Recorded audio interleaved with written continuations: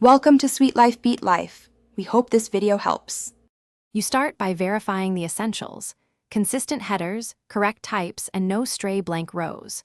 Once done, import using get and transform or text to columns for delimited files so Excel parses fields correctly. Make sure to convert the range to a table with Ctrl+T and give it a meaningful name.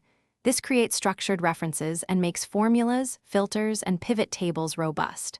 While you work, watch for hidden characters or mixed dates. Fix those before proceeding so later steps behave predictably. Now focus on cleaning with Power Query. Trim whitespace, split columns, enforce data types, and remove duplicates. This reduces downstream errors. You should add helper columns for normalized categories, extracted date parts like year and month, and numeric flags for anomalies so calculations are simpler.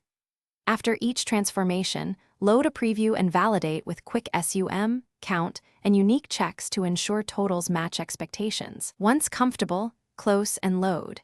Consistent formatting and validated intermediate results cut troubleshooting time. Finish by creating pivot tables to summarize and using sumifs, index/match, or XLOOKUP for precise lookups and calculated metrics. Once your numbers align, build charts and slicers for interactive exploration, and narrate key insights in a brief notes pane so viewers understand assumptions. Finally, export the clean dataset or dashboard and save version backups to preserve reproducibility.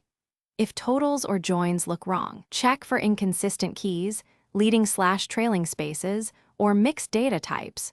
Those are the most common culprits. Thanks for watching. Consider subscribing if we helped you.